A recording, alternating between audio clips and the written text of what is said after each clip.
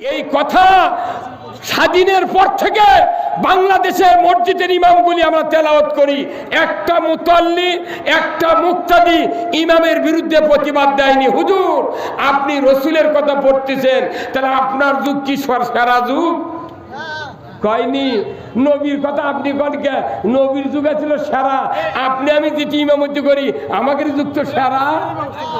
নবীর যুগে সুদ ছিল না, চুরি ছিল না, জেনা ছিল না, ঘুষ ছিল না, দুর্নীতি ছিল না, কোন রকমের গাঁজা মদ ছিল না। আপনার আমার যুগত কি আছে? তাহলে মুসল্লিদেরকে বলতে হবে, হুজুর রসুল যে খয়রুল কুরুনি তৈরি করেছিলেন কি দিয়া? তাহলে খায়রুল কুরুনি কি দিয়ে তৈরি করেছিলেন রসুল? কোরআন দিয়া। সেই কোরআন দিয়া রসুলের ওই রাষ্ট্র কিভাবে তৈরি হবে আপনি না কবেন হুজুর ইমাম সাহেব, তবে ওই ইমামের টনক লড়বি। হ্যাঁ কথা কন না?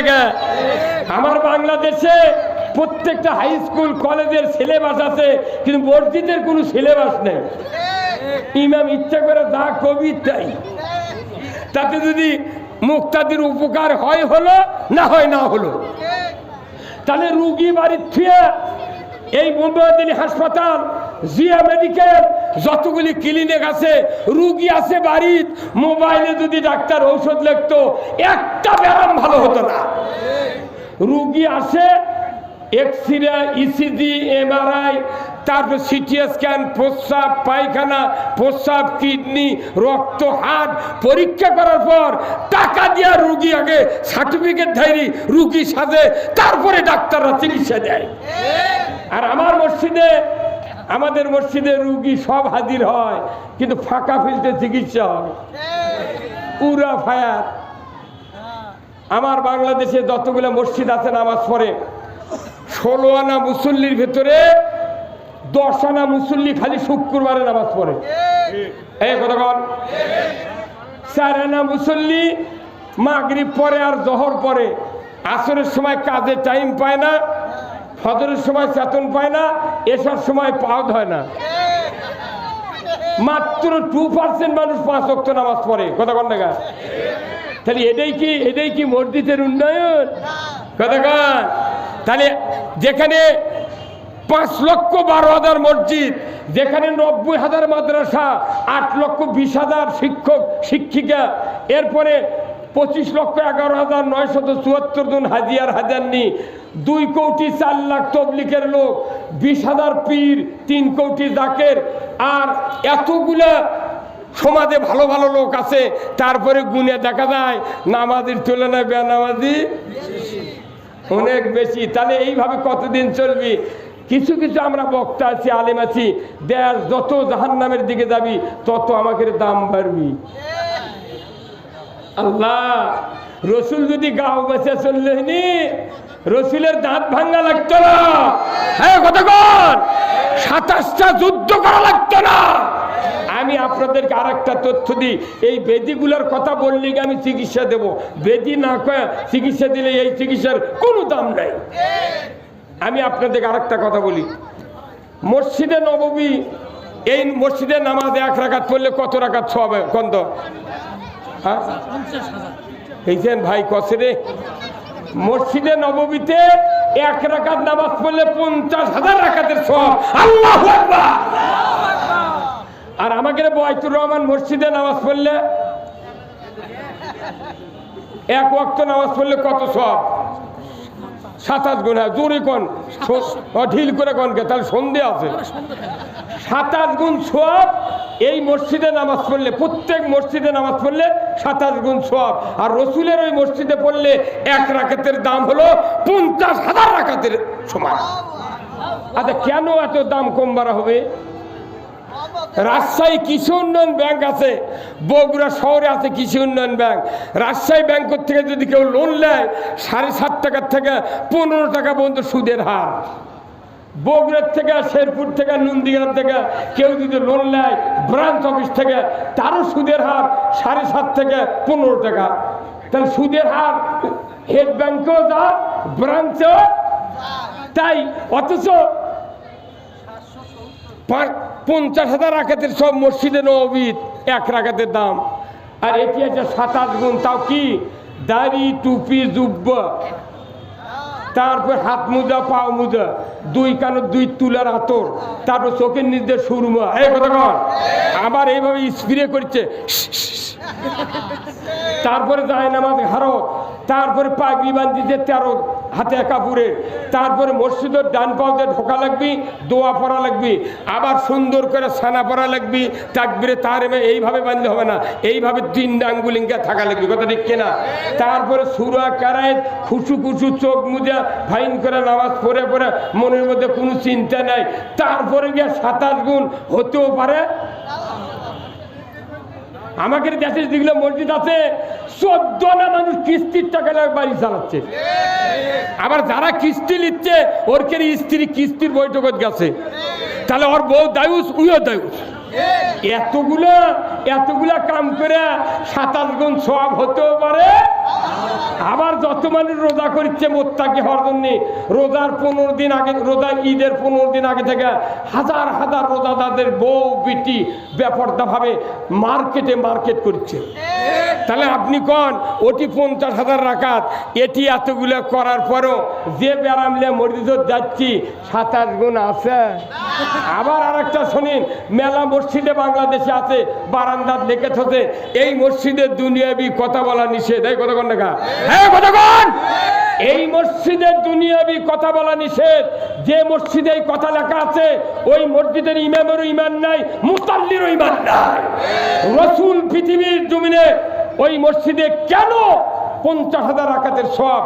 রসুল নিজে নবী, উনি রসুল, উনি ইমাম, উনি শাসক, উনি ইমাম, উনি মসজিদ থেকে চোরের হাত কাটার আইন কায়েম করেছেন, মদ হারাম করেছেন, পর্দা ফরজ করেছেন, নামাজ কায়েম করেছেন, সুদ বন্ধ করেছেন, চুরি বন্ধ করেছেন।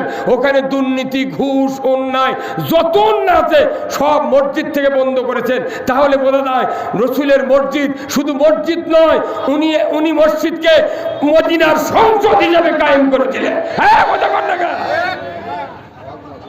মদিনার সংসদ, যার কারণে ওখানে নামাজ পড়লে 50,000 রাকাতের সওয়াব। আমি 2 মাস এনে প্রোগ্রাম করছি পার্ক মসজিদে।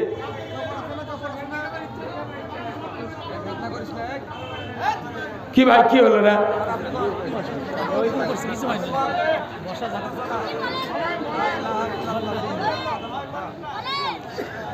আমি কি ভাই, আমি কারোর বিরুদ্ধে কথা করছি? আল্লাহর পক্ষে কথা, যার বিরুদ্ধে লাগবে চাই চুলকক, কলজে চুলকক, আমার এনাও টেনশন নেই। আমি এই পার্ক মসজিদে আশ্বিন মাস থেকে 3 মাস খালি এই টাউনের 300 জন ইমাম লিয়া ওই মসজিদের ইমামের নেতৃত্বে আমি একটা প্রোগ্রাম শুরু করছি। বাড়ির থেকে এসে ফজর পড়ছি পার্ক মসজিদে। আমি গাড়ি করে আসে রাত্রে আসে পার্ক মসজিদে ইমামতি নামাজ পড়ছি ফজর।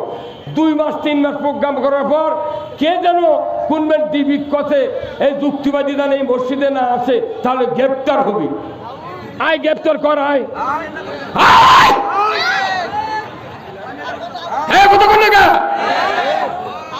আমার এই জীবন, আমি মুক্তিযোদ্ধা পানি খেলেছি, 23 জনক মুড়ি দিছি, কুশারে করে ঢিমা খেলেছি।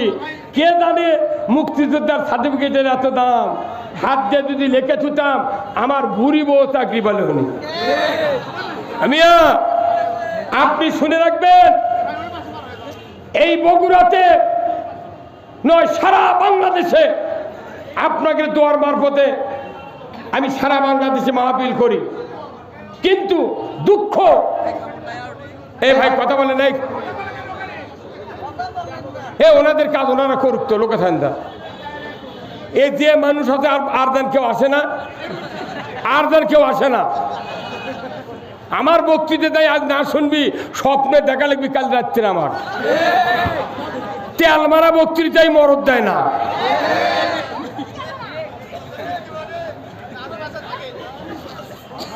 কথা শোনেন, কথা শোনেন, আমার কথা বলতে দেন। তাহলে খয়রুল কুরুনি কারিনী রসুল বললেন, সেই কথা আমরা মসজিদত বলিচ্ছি। এই বক্তৃতা যদি ন্যায়পরায়ণ শাসক কায়েমের চিন্তা, আল্লাহর কোরআনের ওই আয়াতের অর্থ যদি সারা বাংলাদেশের মসজিদগুলোর ইমাম বলতে পারতাম, আমার দেশে বাংলাদেশ জামাত ইসলামে নয়, ইসলামের কথা যারাই বলে তাদেরকে গ্রেপ্তার হতে হতো না। কিন্তু যে হুজুর এগুলো কথা কয় না, ওরা হয়ে গেছে আল্লাহর ওলি। ওরে ওলি রে, আল্লাহর ওলি কোন সিল নাই। সবচেয়ে আল্লাহ কাকে ভয় করে? কোরআনকে জিজ্ঞাসা করেন। কোরআন বলবে সূরা মায়দার 8 নম্বর, 9 নম্বর, 10 নম্বর আয়াতে আল্লাহ বলছেন, ইয়া আইয়ুহাল্লাযিনা আমানু কুনু কাওয়ামিনা লিল্লাহি শুহাদা বিল কিসত ওয়ালা ইয়াজরিমান্নাকুম শানানু কওমিন আলা আল্লাহ তা'দিলু ইহদিলু হুয়া আকরাবু লিত-তাকওয়া ওয়াত্তাকুল্লাহ ইন্নাল্লাহা খাবীরুম বিমা তা'মালুন। আবার আল্লাহ বলেছেন, ইমানদারেরা আল্লাহকে ভয় করো। নেই তোমরা আল্লাহর বিধানসমূহ কায়েমকারী হয়ে যাও। কোনো বিশেষ সম্প্রদায়ের শত্রুতা যেন তোমাদেরকে ন্যায় বিচার কায়েমের থেকে বিরত না রাখে। তোমরা ন্যায় বিচার কায়েম করো। হুয়া আকরাবু লিত-তাকওয়া। আল্লাহকে ভয় করার সবচেয়ে বড় কাজ হলো আল্লাহর আইন পৃথিবীতে কায়েম করা। আল্লাহু আকবার। আল্লাহর আইন কায়েমের কাজ যারা করে না, এদের জুব্বা, এদের পাগড়ি, এদের দাড়ি, এদের হাত যদি আকাশচুম্বী হয়, আর আল্লাহকে ভয় করে না। কথা ঠিক কিনা? তাহলে আমরা যদি বলি এই কথা, আমাদেরকে মানুষ গালি দেয়, জেলত তোলে, মামলা দেয়। এই বয়সে 67 বছর বয়স, আহা 14 বার জেল তুলছে এই বগুড়া জেলখানা, 14 বার। ছেলের মধ্যে ছিল জেলার 21 দিন থাকলাম। আহা মাথার চুল এলা বড় ছিল, টুপি খুললে জেলখানার মধ্যে ঢুকে দিয়ে আমাকে করছে, ভাই টুপি খোলেন হুজুর। কে? কই মাথা দেখা লাগবি। তো করছে আচ্ছা খুললাম। তে বলতেছে চুলও দেন না বাড়ি দেন। কে? কই গাদা থাকতে পারে। এই ইসলাম কায়েম লোকগুলো পুলিশ থাকতো, ঠিক? পুলিশ কি করবো দেশরা? আল্লাহর আইনে দেশ চলি, পুলিশগুলো রাত্রে ঘুম পারবি কতক্ষণ টাকা। এখন আল্লাহর আইন নাই দেখা লাখ লাখ পুলিশ নিয়োগ দেও, তাও দেশের মানুষ নিয়ন্ত্রণ করা। এই যে রাত্রে রাতে ঘুরি ভাই, 4 বার ছান দিছে আমার গাছ ফেলে। এইবারই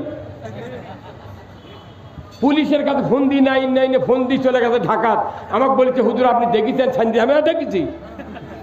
ও আবার কালাই থানা ফোন দিল, কালাই থেকে জয়পুরহাট জেলার দিল, দিয়ে পরে আমাকে মেসেজ করে করছে আপনাকে ধন্যবাদ খবর দেওয়ার জন্য। আমি বলি আপনাকে পুলিশের লোক, আচ্ছা বাজারের মধ্যে গাড়ি বসে আছে, উঠি নাই খা। আমি তখন বলেছি আমার ইসলাম যদি, আল্লাহর ইসলাম যদি কোনোদিন ক্ষমতায় দেয়, পুলিশ ডিপার্টমেন্টের গাড়ি হবে পৃথিবীর সর্বোচ্চ দামি গাড়ি। কারণ এনারা আমাদের নিরাপত্তা দেয়। তাদেরকে তোমরা গাড়ি দিছো, সরকার তুমি গাড়ি দিছো, ওই কি কয় না না, আরে ত্রিপল দিয়ে ঢেকে দিয়েছে, পিছনে দরজা নাই, সামনে কোনো ব্যারিকেড নাই। পুলিশকে যদি দামি গাড়ি দেওয়া হতো, মানে কি কয় বুলেট প্রুফ যদি গাড়ি দেওয়া হতো, পুরো উপজেলা পুরো টাউন তারা ঘূর্ণির মতো ঘুরে ঘুরে মানুষকে নিরাপদ দিত। কিন্তু এখন দেখছি কি ওই ত্রিপলালা গাড়ি, ওরকের তো জানের ভয় আছে। ওরা 1 পাক দিন ঘুরে আছে, রাত্রে বাজারের মধ্যে টুপিচ্ছে। কথা কোন টাকা? তুমি মন্ত্রী দিছো 5 গাড়ি, তুমি সরকার দিছো রবার্টপুর গাড়ি, তুমি দামি দামি গাড়ি এমপি মন্ত্রী অফিসার নিয়ে ঘুরিচ্ছে, আর পুলিশ হোক তুমি কেন ত্রিপলালা গাড়ি দিলে? কেন দিলে? তুমি পুলিশকে গাড়ি দিতে হবে সবচেয়ে দামি গাড়ি, যেখানে দিয়া মানুষের নিরাপত্তা দিবে তারা। পুলিশের আর একটা দুঃখ, সরকার গাড়ি দেয়নি, মানুষ যা গরিব সিএনজি চালে খায়, রাস্তার মধ্যে সিএনজি কারে লেখো চাই তোকে আমাকে ওগুলো ঘোরা লাগবি।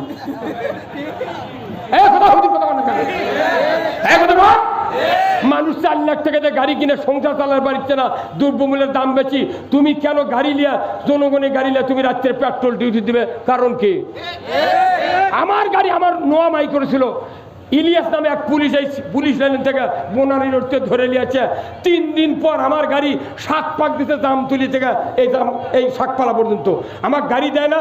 না পারে এই পুলিশের এসপি স্ট্যান্ড হয়েছিল রফিকুল ইসলাম খান, ওনার কাছে মোবাইল করে বললাম যে ভাই এই ঘটনা, তাও 2,500 টাকা নিয়ে পুলিশ লাইন থেকে আমার গাড়ি সারিয়েছে। তোর বাপের টাকাতে গাড়ি কিনছি, আমি সবাদ গেছি সিএনজি ভাড়া করে, আর তুমি আমার গাড়ি নিবে কারণ? আর পুলিশ কেন গাড়ি নিবে না? তাকে কেন যানবাহন দেওয়া হলো না? এগুলো কথা মসজিদে দিবে আমরা কবে না, বলে বলে মানুষ খেপে, তেটি খেপুক তো। মানে আসল কথা প্রত্যেকটা সেক্টরে, বক্তৃতার সেক্টরে, ইমামতির সেক্টরে, চাকরির সেক্টরে দুর্নীতি ঢুকে গেছে। কি ভাই কথা বলেন না? হ্যাঁ, আপনি কথা বলছেন না গা? কতক্ষণ? তাহলে আল্লাহ রসুল বলছেন খয়রুল কুরুনি কারনি, আমার যুগ সারা যুগ। এই বাংলাদেশকে সারা যুগে পরিণত করতে গেলে কোরআনের বিকল্প কোনো কাজ নাই। আল্লাহ রসুল যখন কালিমার দাওয়াত দিয়েছেন, রসুলকে যখন জিবরাইল দিয়েছেন ইকরা বিসমি রাব্বিকাল্লাযী খলাক, রসুল বলেছেন আনা উম্মি, আমি পড়তে পারি না, আমার আক্ষরিক জ্ঞান নাই। তখন ওই থেকে শুরু করে রসুলের জীবদ্দশায় ১৬ লক্ষ সাহাবী ছিলেন।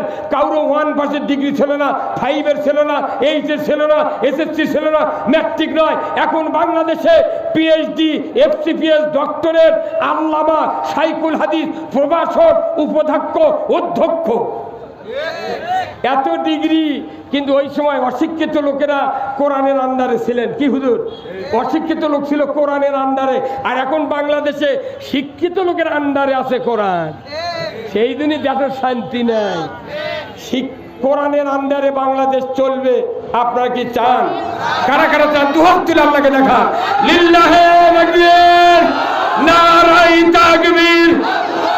আল কোরআনের আলো, আল কোরআনের আলো, কোরআন হাদিস যেখানে, দুনিয়ার মুসলিম, বগুড়ার মুসলিম, সাত মাথার মুসলিম, লিল্লাহে তাকবীর। কোরআন দিয়া দেশ না চললে কোন ইবাদত আল্লাহ কবুল করবে না। জিবরাইলের ইবাদত কবুল হবে না যদি জিবরাইল কোরআন না মানে। কতক্ষণ? আমার দেশে যদি জিবরাইল প্রধানমন্ত্রী হয়, কোরআনের আইন যদি না থাকে, জিবরাইলও জেলে তুলবি। কতক্ষণ? এখানে কে বেদার হচ্ছেন আপনারা?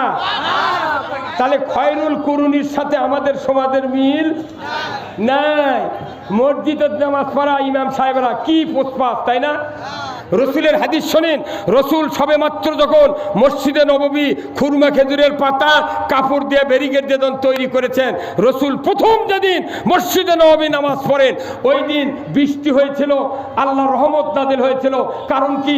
ওই মসজিদের মধ্যে উপরে ছাদ নাই, বালি পাতা এইগুলি একটু ডাবিয়ে দেওয়ার জন্য আল্লাহ কি দিয়েছে? বৃষ্টি দিতে। রসুল বলেছেন আমি যেদিন মসজিদে নববীতে সেজদা দিই, সেই দিন আমার কপাল আর নাক কাদো মাটি দিয়ে মেখে গিয়েছিল। তাহলে রসুলের কপাল, মাথা, নাক মাটি দিয়ে মাখলো, সেই মসজিদে 50,000 রাকাতের সওয়াব। আর আমার দেশের মসজিদের ওয়ালত টাইল আবার করছে না 16x16 নয়, তারপরে 8-12 নয়, তারপরে 24-24 নয়, একবারে 48 ইঞ্চি যায় নামাজ মারাছে। কথা কয় না রে? কি যায় নামাজ?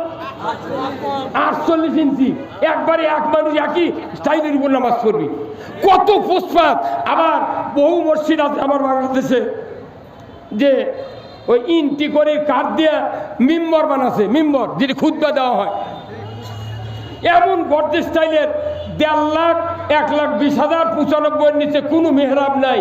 অথচ ইমাম যখন বসে মনে সম্রাট আকবর বসে আছে। কিন্তু কোরআনের আইনের কথা একবারও কয় না। শরিয়া, হর্ষই আর দুন্তান্ন কি হলো?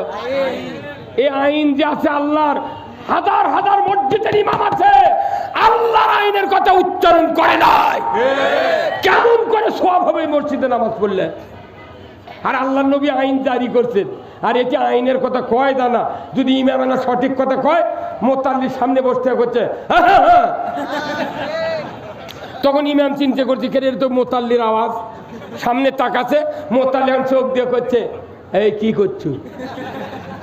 যাই যখন ক্ষমতার যায়, তাই তখন মাদ্রাসার সভাপতি, মসজিদের সভাপতি, কলেজের সভাপতি, বিশ্ববিদ্যালয়ের সভাপতি, সিএনজি স্ট্যান্ডের সভাপতি, পিকআপের সভাপতি, পায়খানার সভাপতি।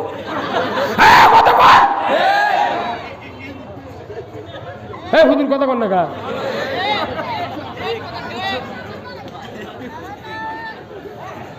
আমার ভাইরা, খয়রুল কুরুনি কারনি, আমি বলেছি এরপরে দ্বিতীয় বক্তব্য রসুলের।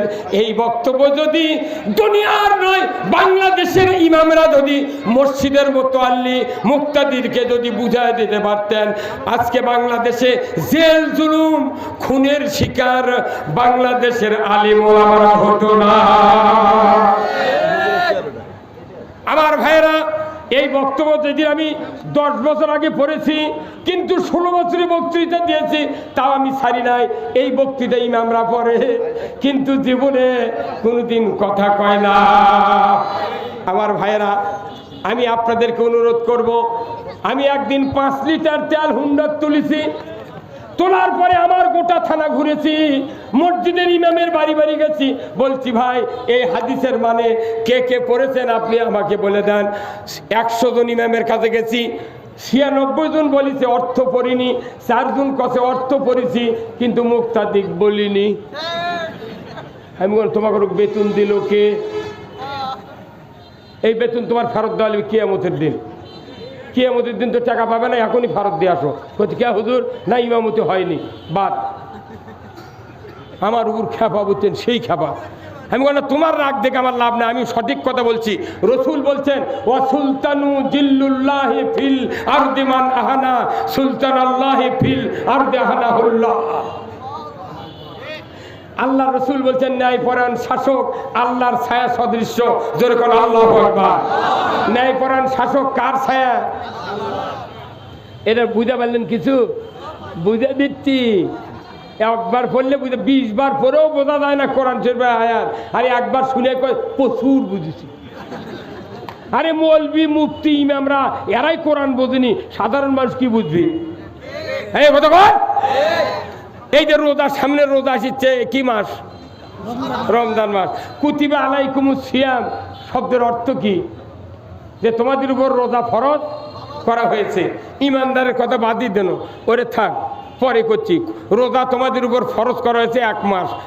আচ্ছা, ওই কায়দায় আবার আয়াত আছে কুতিবা আলাইকুমুল কিতাল ওয়া হুয়া কুরহুল লাকুম। ওই সূরা বাকারাতি যে সংগ্রাম করা তোমাদের উপর ফরজ করা হয়েছে। তাও কি সংগ্রাম? প্রান্তকর জীবনও যদি দিতে হয় দিয়ে তুমি আল্লাহর বিধান কায়েমের চেষ্টা করো।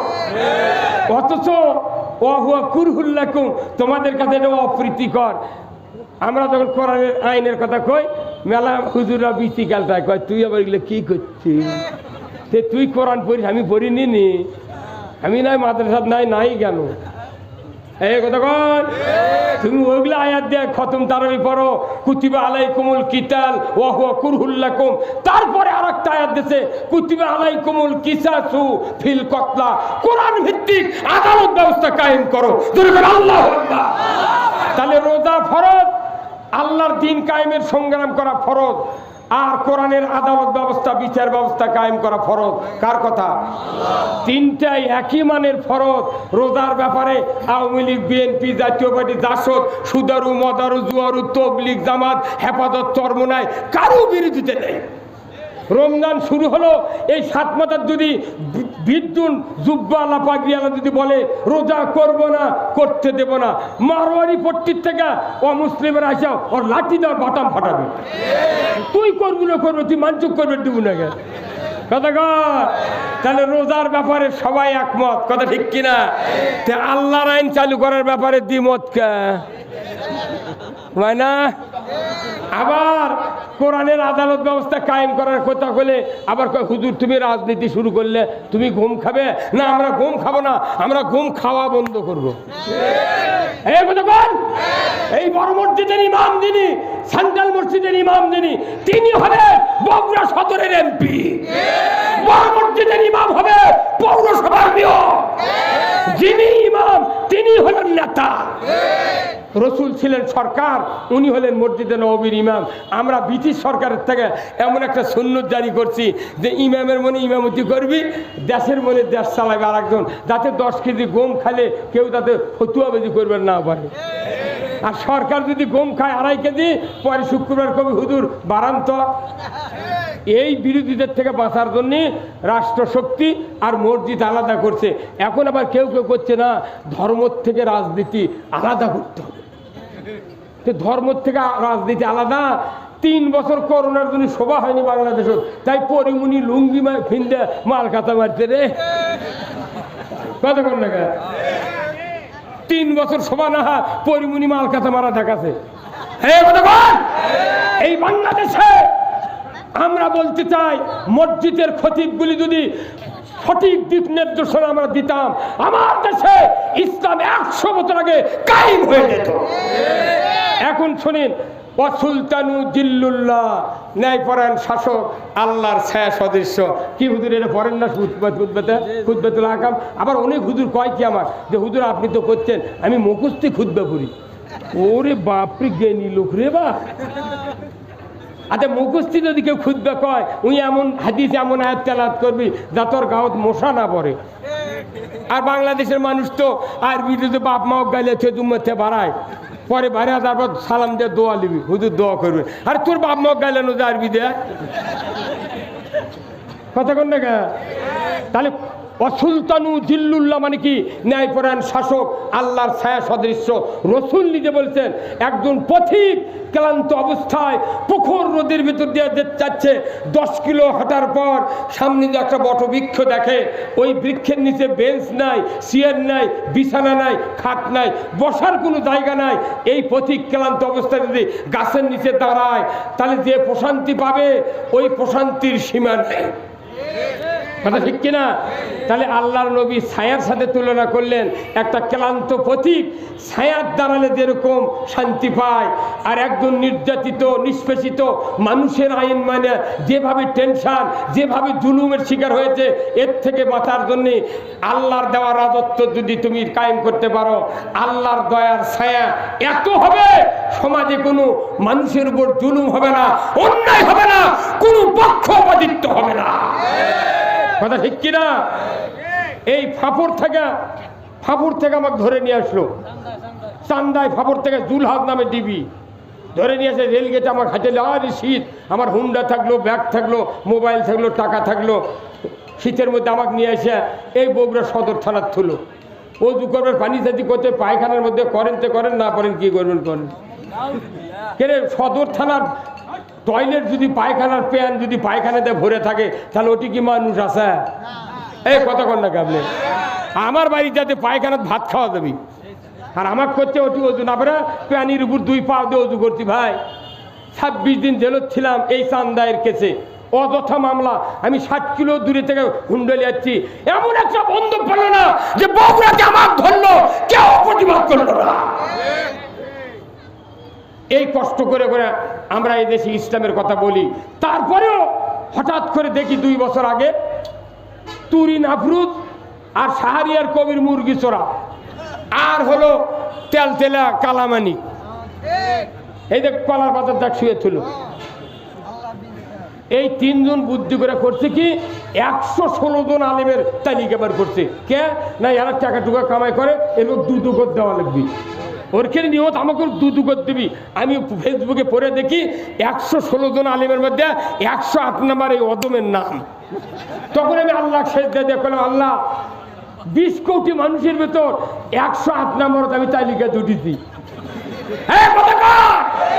আমি তো কমতা মরদ নয়, কতক্ষণ আমি বললাম এর বিরুদ্ধে প্রতিবাদ করতে হবে। আমার কেন্দ্রীয় লিডারকে বললাম, আমি মাজলিসুল মুফাসসিরিনের কেন্দ্রীয় সদস্য, রাজশাহী বিভাগীয় সহকারী সেক্রেটারি, আমি সারা বাংলাদেশ ঘুরি। আমি বললাম আমরা যত আলিমের নাম তালিকা করেছি ওনারা, আমরা সবাই আমাদের ভক্তদেরকে ঢাকা নিয়ে যাব। তখন ব্যারিস্টার বিচারপতি আব্দুর রউফ সাহেব আর একটা বিচারপতি ফর্সা করে মানুষ, তারা 2 জন এই সুদী সমাজ, সুদী মানে সৃজনশীল না সুদীশীল কিবেন আছে একটা পরিবেশন করে সুশীল সমাজ, এরপর তাকে বলিছে এই একটা কাজ কি এদের করা ঠিক হচ্ছে? একটা বক্তার নিমের পক্ষে 5000 লোক তাকে ভক্ত আছে, এই 116 জন মানুষ যদি এই ওরকে ভক্ত ঢাকার ডাকে, ঢাকা তো অচল হয়ে যাবে। কইতে মিজানুর রহমান আজহারির তো 16 লাখ, রাস্তা বন্ধ। তখন স্বরাষ্ট্রমন্ত্রী আসাদুজ্জামান করছে, এই তোমাদের কে বুদ্ধি দিচ্ছে এটা করা, কেন তোমরা করলে? তখন তুরিন আফরুজ আর মুরগি চড়া করছে যে আমরা জনপ্রিয় বক্তার তালিকা করছি।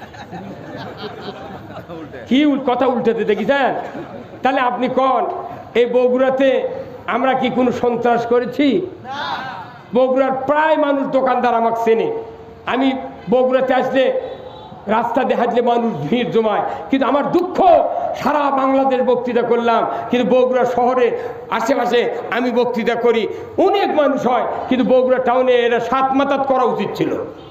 এই কথা বল না, কোরআনের পক্ষে যারা থাকবে তারা ছাড়া কেউ জান্নাতে যাবে না। কথা বল না, তাহলে একজন ক্লান্ত পথিক যদি গাছের নিচে থাকে শান্তি পায় কি পায় না?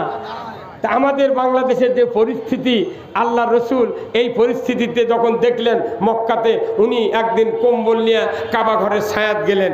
উনি যখন একটু আরাম ফরমাচ্ছেন, একটু মাজা হেলে দিয়ে কাছে, তখন খাব্বাব বললেন, হুজুর মাতা নসরুল্লাহ, আপনার সাহায্য কি আল্লাহর সাহায্য কি আসবে না? আপনি কি দোয়া করবেন না? তখন রসুল খাড়া হয়ে বসলেন, সোজা হলেন, হওয়ার পর বলছেন, খাব্বাব এত তাড়াহুড়ো করছো কেন? তুমি এত তাড়াহুড়ো করছো না? সেদিন বেশি দূরে নয়, যেদিন সানা থেকে হাজরামউত পর্যন্ত একজন ষোড়শী যুবতী সোনার অলংকার পরিহিত অবস্থায় একা একা এত দূরত্ব পথ যাবি আসবে রাতের অন্ধকারে। লা ইয়াখাফু ইল্লাল্লাহ, আল্লাহর ভয় ছাড়া কারোর ভয় থাকবে না। চুরির ভয়, ধর্ষণের ভয়, লুণ্ঠনের ভয়, হাইজাকের ভয় থাকবে না। এমন দিন অবশ্যই আসবে যখন আল্লাহু আকবার। তখনই তো আল্লাহ তাআলা আয়াত নাযিল করে দিয়ে বললেন, তখন আল্লাহ তাআলা আয়াত নাযিল করে দিয়ে বললেন, ওয়াকুর রব্বি আদখিলনি মুদখালা সিদকিও ওয়া আখরাজনি মুখরাজা সিদকিও ওয়া জাআলনি মিন লাদুনকা সুলতানান নাসীরা। জোরে আল্লাহু আকবার। রাসূল পরামর্শ আপনি নিজেই দিয়েছেন, আপনি এই জুলুমত থেকে যদি বাঁচতে চান মদিনায় হিজরত করেন। ইসলামী রাষ্ট্র ছাড়া এই জুলুমত থেকে বাঁচার কোনো উপায়। আমরা সবাই ইমানদার, কথা ঠিক কিনা বলুন তো? এই যে আমার মাহফুজ ভাই, এই যে আমার হেদায়েতুল্লাহ ভাই, এই যে আমার সাবেক এই বাসস্ট্যান্ড মসজিদের ইমাম, আর মুনোয়ার ভাই, উনি চলে গেলেন। এই চারজনের হতে আমার হয় কি হতে? চারজন ডাক্তারের কাছে গেছে, ডাক্তার বলছে আমাদের আমার হয়। তো ওনাকে দিয়েছেন, এই ইমাম সাহেবক দিয়েছেন ফেলাজিল, হেদায়েতুল্লাহ ভাইক দিয়েছে ফিলমেট, মাহফুজ ভাইক দিয়েছে অ্যামোডিস, আর মুনোয়ার ভাইক দিয়েছে হলো আপনার নীলিগ্রাম। তিনটাই হলো আমার শয়ের ঔষধ, কিন্তু গ্রুপ এক, নাম ভেনো, কোম্পানি ভেনো, গ্রুপ হলো মেট্রোনিডাজল। এই মেট্রোনিডাজল গ্রুপের কাজ হলো আমাশয় ভালো করা।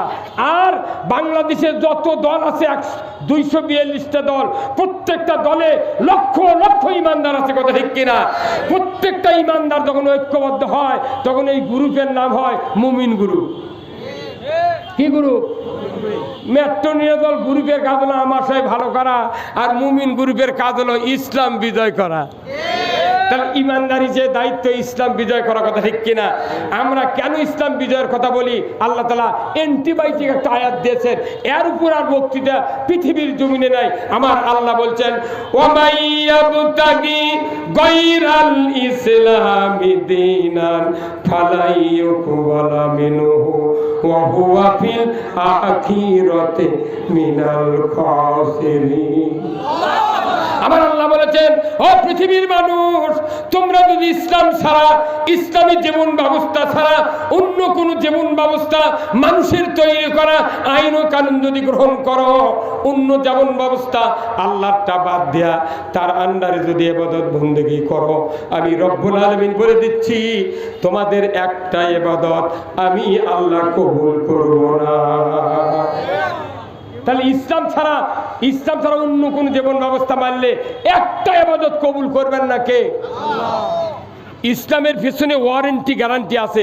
আপনি যান ওই যে সাত মাথার উত্তরে একটা কারেন্টের পট্টি নাই, বল টল বেচে, বিভিন্ন ইলেকট্রনিক জিনিসপাতি বেচে, ওখানে আপনি যদি একটা বল কেনেন কারেন্টের, তাও কবেন ভাই এর ওয়ারেন্টি গ্যারান্টি আছে? হ্যাঁ, কথা বল না। ওয়ারেন্টি গ্যারেন্টি ছাড়া মানুষ জিনিস কেনে না। আপনি কুকার কেনেন, তারপর পানি গরম করা জগ কেনেন, যে কোনো ইলেকট্রনিকের জিনিসপত্র কেনেন, অবশ্যই বলবেন ওয়ারেন্টি গ্যারান্টি আছে নাকি। যে আমাকে আল্লাহ অবশ্যই বলেছেন ইসলামের পেছনে ওয়ারেন্টি গ্যারান্টি আছে, অন্য জীবন ব্যবস্থার পেছনে ওয়ারেন্টিও নাই, গ্যারান্টিও নেই। হ্যাঁ হুজুর, কথা কন না গায়ে। তাহলে এই ওয়ারেন্টি গ্যারান্টি ইসলামী জীবন ব্যবস্থার কথা কেন হুজুর আমরা বলি না? ভয় কার? ভয় পাটাম ফাটাবি গেলে মরে গেলে, আকাশমণির ডাল দিয়ে পিটপি। আর সূরা হাদিতে আছে যারা কোরআনের কথা শুনলো কিন্তু মানলো না, সূরা হাদিতে পুরো হাদিস পড়ে দেখবেন কানুতি হাতুর দিয়ে পিটপি, ফেরেশতা কবিকে তুই কানুত পিটিস কে না, তুই কান দিয়ে শুনুছু মানিস নি গে, কানুতি ঘর।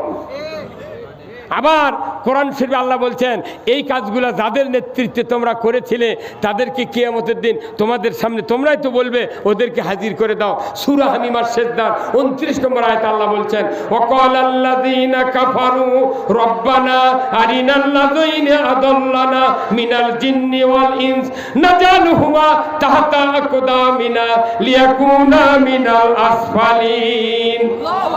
আমার আল্লাহ বলেছেন কিয়ামতের দিন অবিশ্বাস এরা জাহান্নামে যাবে। ওই জাহান্নামী হয়ে যাওয়া মানুষগুলি আল্লাহকে ডাক দেবে, রব মানুষের ভিতর থেকে নেতৃত্ব দিয়া, জিনের ভিতর থেকে নেতৃত্ব দিয়া যারা আমাদেরকে আল্লাহর বিরুদ্ধে, রসুলের বিরুদ্ধে, ইসলামের বিরুদ্ধে দুশ্মনী করার জন্য ট্রেনিং দিয়েছিল, যাদের কথা শুনে আমরা এই অকামগুলো করেছি, ওই নেতাদেরকে আমাদের সামনে হাজির করে দেন। আল্লাহ বলবে কি করবে তাদেরকে? বলে তাদেরকে আমরা দলিত মচিত করব, না জাল হুমা তাহাতা আকদামিনা, আমি তাদেরকে পায়ের নিচে ফেলে দলিত মচিত করব। তারা দুনিয়ায় ছিল হিরো আর জাহান্নামে খুশা করব জিরো। না কেউ বাঁচতে পারবে না। আবার সূরা ইব্রাহিম পড়ে দেখবেন ওই ভেতরে আছে যখন জাহান্নামীরা চিৎকার করবে জান্নাতীরা শান্তি পাবে না, আল্লাহকে আল্লাহ এরা দুনিয়াতে আমাদেরকে নির্বিঘ্নে বাড়িতে শুয়ে থাকতে দেয় নাই। কথা কি কথা রে? পুলিশিং কমিটি বানাছে, গায়ে গায়ে পুলিশিং কমিটি বানিয়ে ওই আমি একটা গ্রামত গেছি ভাই, এরা জামাতের দাওয়াত দেওয়ার জন্য মানুষের সাথে যোগাযোগ কর্ম কেবেন খবর দিতে থানার যে যুক্তিবাজি যাচ্ছে, এক গাড়ি ফোর্স চলে গেছে। আমি না করে হুন্ডা দিয়ে কি করি হুন্ডা এক বাড়ি মারছে অন্য দিক দিয়ে হাইটে চলে গেছি। কি কথা রে? ওই গাঁওতে পুলিশিং কমিটি নাম দিয়েছে, এখন তো ওই পুলিশে আছে, ওই দেশে আছে, কোয়েঙ্কা তো কিছু হচ্ছে না। আরো আচ্ছা 5 বছর, খালি 5 বছর নয়, মাত্র 6 মাস হচ্ছে সরকার কর্তৃক ইসলামী দল, মাদ্রাসা, যে কোনো মুফতি, মসজিদের ইমাম কারোর উপর চাপ দেওয়া হচ্ছে না, মাত্র 6 মাস। তাতেই বাংলাদেশও ইসলামের পক্ষে একটা জোয়ার শুরু হয়ে গেছে। আর 54 বছর ধরে এই দেশে যত সরকার আছে উঠাই আগে পুঁত দেওয়ার চেষ্টা করে ইসলামের কথা যাতে না হয়। এই কথা কন, এতদিন কথা বলতে দেয়নি, এই জন্যই মানুষ আমাকে কয় তোমরা এতদিন মেলায় কিছু করলে কিছু করে পারো না কে? আরে মিয়া সরকার চাপ দেয়, আমরা তো কথা বলতে পারি না। এই কথা বল না কে? মাত্র 6 মাসের খেলা দেখে বিশ্ব এখন লড়ে গেছে না বাংলাদেশের কিছু হবি। আমরা চাচ্ছি এদেশে ইসলাম কায়েম হোক, তাতে সবার সুবিধা হবে। এই দেশে যত রাজনৈতিক দল আছে কারোর ক্ষতি হবে না, শুধু লাভ আর লাভ হবে।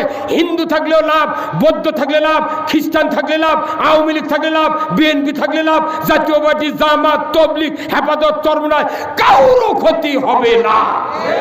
ঠিক কিনা? আমরা চাচ্ছি এমন একটা ইসলাম, আমরা ক্ষমতার যাব না, ক্ষমতার দেব কি? কোরআন।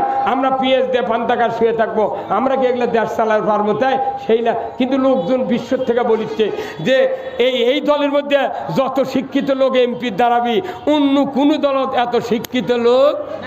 আরে তাই না, একটু নেই 8 পাস তারা হতে নেতা, এইবার কত বিএ পাস ছাড়া চান্স নাই।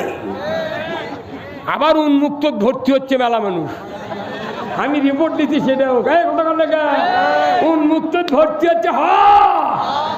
400 বছরে এই ডিগ্রি অর্জন করতে পারবো না।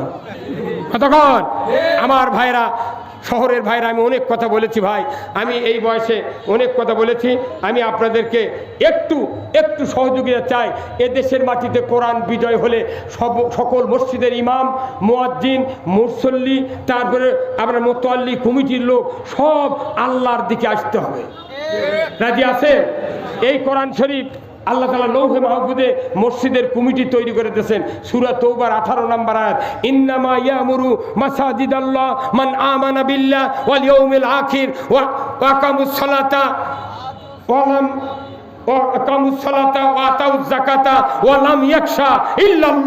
আমার আল্লাহ বলছেন যদি মসজিদে তুমি কমিটি থাকতে চাও, মোতাল্লি থাকতে চাও, খেদমত করতে চাও, 5টা গুণ লাগবে। কয়টা?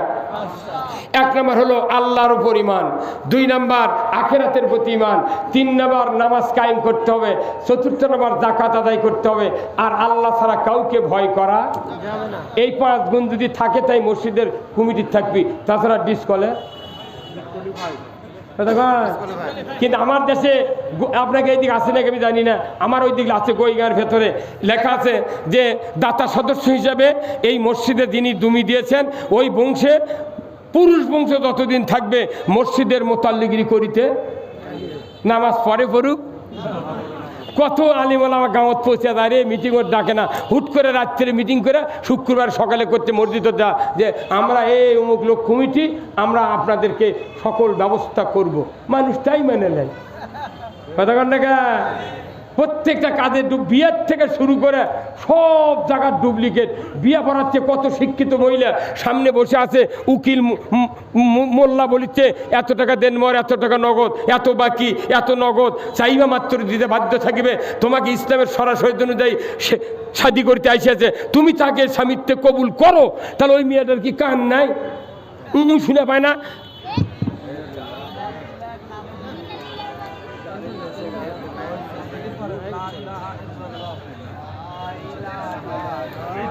ভাই একটু জিকির করেন।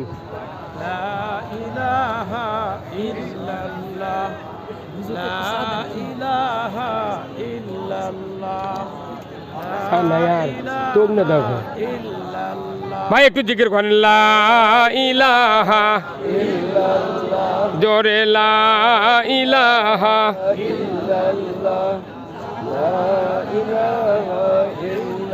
লা ইলাহা ইল্লাল্লাহু মুহাম্মাদুর রাসূলুল্লাহ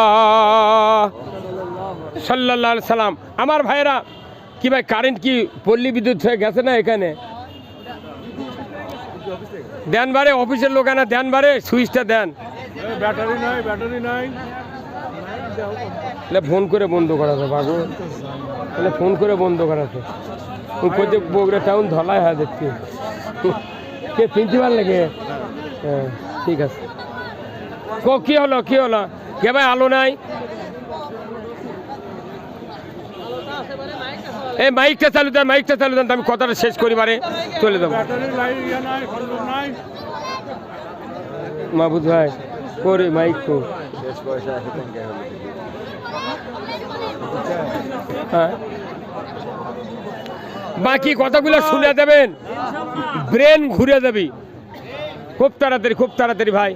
এনা কিছু ব্যবস্থা করে দেননি আমার কর্তৃপক্ষ। ভাই কোথায় গেল? ভাই কোথায়?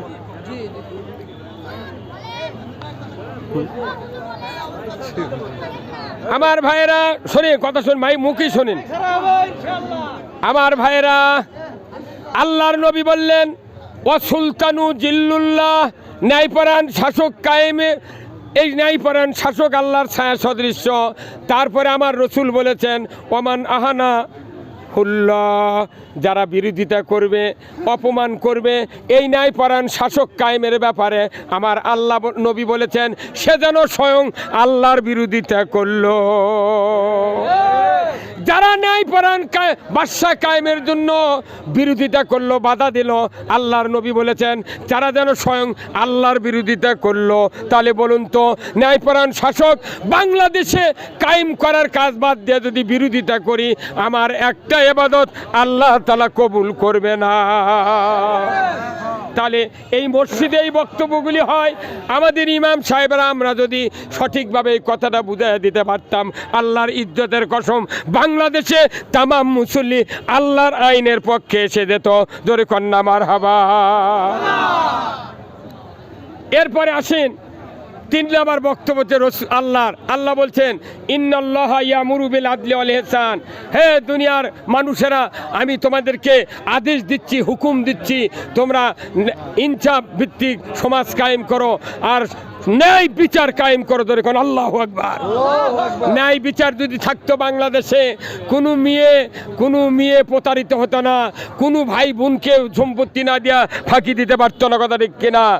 টাকা দিয়া, মিথ্যা সাক্ষী দিয়া মামলা হামলা ফাঁসি দেওয়া যেত না, কথা ঠিক কিনা? এই যে বগুড়ার কোঠে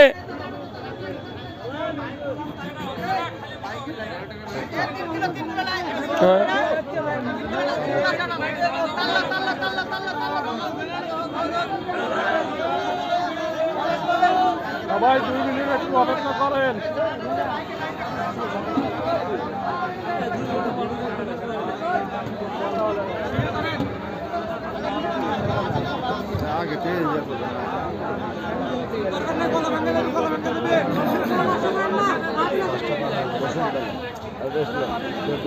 না না, বসবো না, এখনো কিছু হয়নি।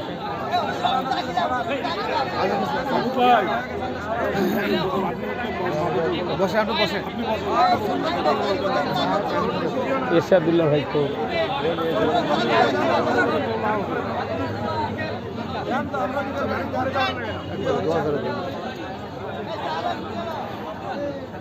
এই কথাটা সে ফিনিশিং দিয়ে আমি কত মাথা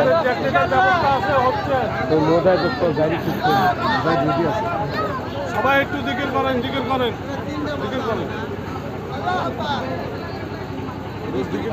এখন ম্যাচ শুরু।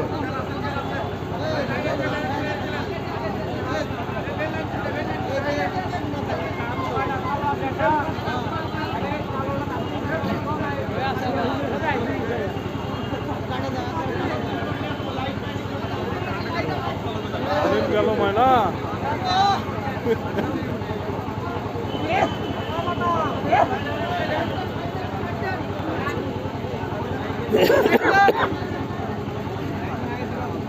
এবারে জেনারেটর চালু করতে আধা ঘন্টা লাগলো তোমাদের। আজকের দিন কারেন্ট এরকম করার কি কারণ? না খালি মোবাইল খুলে দিলাম, খালি মোবাইল খুলে দিলাম।